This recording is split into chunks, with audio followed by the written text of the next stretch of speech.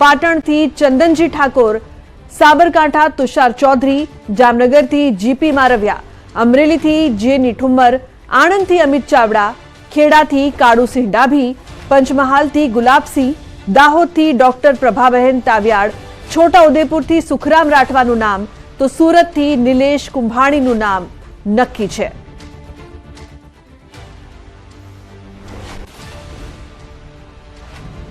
સંઘ પ્રદેશ દમણ દીવ લોકસભા બેઠક પર આ વખતે ત્રિપાંખિયો જંગ જોવા મળશે। આ વખતે પણ 2019 જેવું ચિત્ર સામે આવી રહ્યું છે। ભાજપે ઉમેદવાર તરીકે સતત ચોથી વાર વર્તમાન સાંસદ લાલુભાઈ પટેલને ચૂંટણી મેદાનમાં ઉતાર્યા છે, જ્યારે કોંગ્રેસે સતત ત્રીજી વખત સંઘ પ્રદેશના પ્રમુખ કેતન પટેલને ઉમેદવાર તરીકે ચૂંટણી જંગમાં ઉતાર્યા છે। જ્યારે 2019માં પણ અપક્ષ ઉમેદવારી કરી ભાજપ અને કોંગ્રેસ બંને પક્ષો માટે પડકારરૂપ બનેલા અપક્ષ ઉમેદવાર ઉમેશ પટેલ પણ આ વખતે ચૂંટણી લડવા જઈ રહ્યા છે। ત્રણેય ઉમેદવારો પ્રજાના પ્રશ્નોને લઈને જનસંપર્કમાં લાગ્યા છે અને પોતાની જીતનો દાવો કરી રહ્યા છે। અમારા દમદમની સિટી થશે અને અંદર મેં ખોડા મૂકી દઈશું। અમારે इस बार 400 પાર। દીવની વાતો કરે તો દીવમાં તો ફિશિંગ સિવાય બીજો કોઈ વ્યવસાય નથી, તો દીવથી 80% લોકો સરકારી નોકરી લાગતા હતા અને હવે એમને પોર્ચુગલ જઈ રહ્યા છે। તો શું આ ભારતીય જનતા પાર્ટી આપ્યો?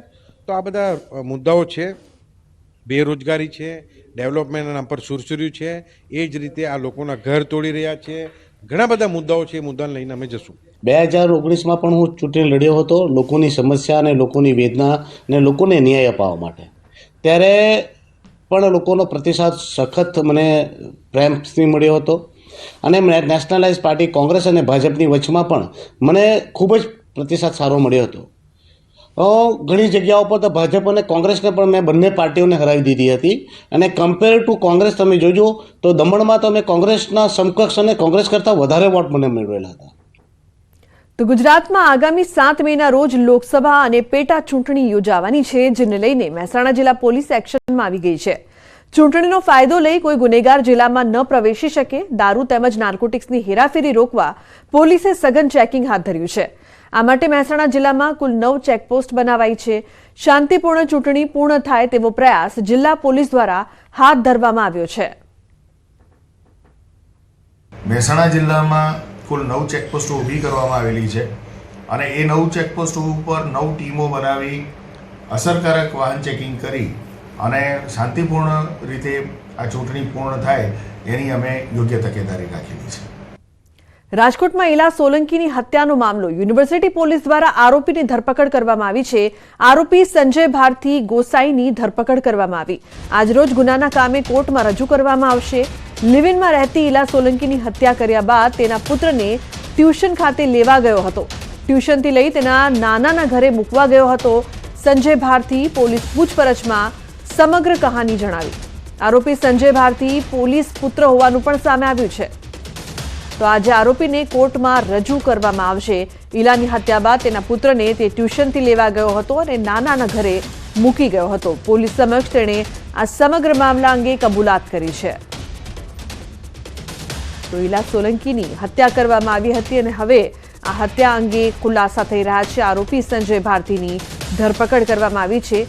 આજે તેને કોર્ટમાં રજૂ કરવામાં આવશે।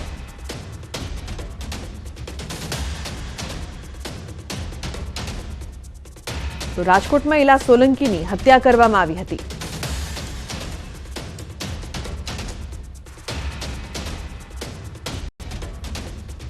વધુ માહિતી માટે અંકિત જોડાયા છે ફોન લાઈન પર। અંકિત, શું છે સમગ્ર મામલો? જે પ્રકારના ખુલાસા સામે આવી રહ્યા છે, હત્યા પાછળનું કારણ શું? લુબના, ખાસ કરીને વાત કરવામાં આવે તો છેલ્લા 6 મહિનાથી લિવ ઇન રિલેશનશીપમાં રહેતી 35 વર્ષીય ઇલા ઉર્ફે કિરણ સોલંકી નામની મહિલાની હત્યા લિવ ઇન પાર્ટનર તરીકે રહેતા સંજય ભારતી ગોસાઈ દ્વારા કરવામાં આવી હોવાનું છે તે સામે આવ્યું છે। સમગ્ર મામલે મૃતકની નાની બહેન પૂનમ મકવાણા દ્વારા યુનિવર્સિટી પોલીસ સ્ટેશન ખાતે IPC 302 અને એટ્રોસિટી એક્ટ અંતર્ગત ગુનો નોંધાવવામાં આવતા એસીપી પશ્ચિમ રાધિકા ભારાઈ અને તેમની ટીમ દ્વારા આરોપીને ઝડપી પાડવામાં આવ્યો છે અને હવે ગણતરીની જ કલાકોમાં આરોપીને ગુનાના કામે કોર્ટમાં રજૂ કરવામાં આવશે. આરોપીની પ્રાથમિક પૂછપરછમાં તેણે ઘર કંકાસથી કંટાળી જઈ મૃતક ઈલા સોલંકીની હત્યા કરી હોવાનું જણાવ્યું છે.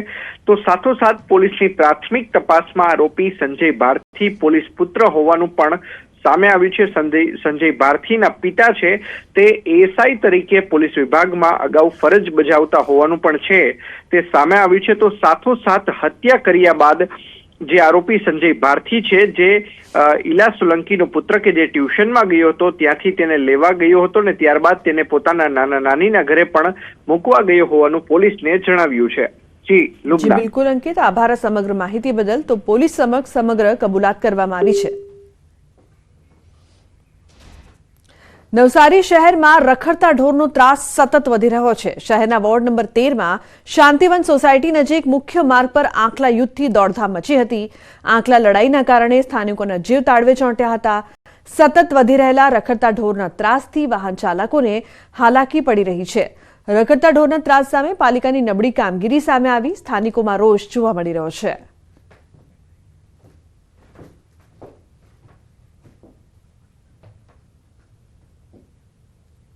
સમાચારનો પ્રવાહ યથાવત રહેશે. હાલ રોકાઈશું એક બ્રેક માટે. આપ જોતા રહો news 18 Gujarati.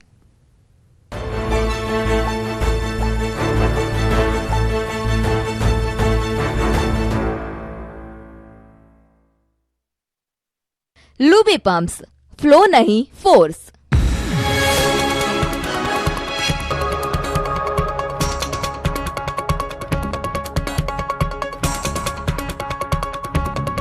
Lubi pumps, flow નહીં ફોર્સ. આગળ વધી રહ્યા છે. ખંભાળિયાથી લઈ દ્વારકા સુધીના રસ્તામાં ઠેર ઠેર સેવા યજ્ઞ ચાલી રહ્યા છે. આ તરફ પોલીસ દ્વારા સતત પેટ્રોલિંગ રાખવામાં આવી રહ્યું છે અને સેવા કેમ્પ દ્વારકા જિલ્લા પોલીસ દ્વારા રાખવામાં આવ્યો છે. અહીં પણ પદયાત્રિકો આરામ કરી શકે તેવી વ્યવસ્થા કરાઈ છે.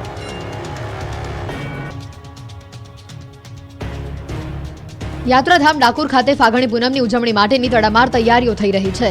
રાજાધિરાજના દરબારમાં લાખો ભાવિક ભક્તોનો ઘોડાપૂર ઉમટશે. ફાગણી પૂનમને લઈને લોકમેળામાં આવનાર શ્રદ્ધાળુઓ માટે મંદિર કમિટી દ્વારા વિશેષ વ્યવસ્થા કરવામાં આવી છે. ફાગણી પૂનમના લોકમેળામાં લાખો શ્રદ્ધાળુઓ ગુજરાતભરમાં ડાકોર ખાતે ઉમટશે.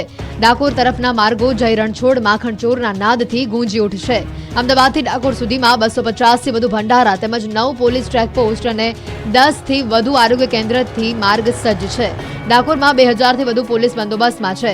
દૂર દૂરથી રાજા રણછોડરાયને મળવા માટે ભક્તો આવવાના છે. ત્યારે લાખો પદયાત્રીઓની સેવા માટે સ્વયંસેવકો આતુર છે. પદયાત્રીઓને જમવા, ચા નાસ્તા સહિત આરોગ્યની સેવાઓના મંડપો ડાકોરના જોડતા માર્ગ પર બંધાવવાના શરૂ થઈ ચૂક્યા છે. મંદિર પ્રશાસન દ્વારા આપવામાં આવેલી જાણકારી પ્રમાણે પૂનમના દિવસે સવારે 4 કલાકે મંગળા આરતી થશે. એ બાદ સવારે 9 કલાકે શણગાર આરતી, ત્યારબાદ બપોરે 3:30 કલાકે રાજભોગ આરતી અને 5:15 વાગીને ઉત્થાપન આરતી. તે બાદ સાંજે 5:15 ઠાકોરજી નિત્યક્રમ અનુસાર શયન ભોગ, સખડી ભોગ આરોગી અનુકૂળતાએ પોઢી જશે. રાજપીપળામાં રમાય છે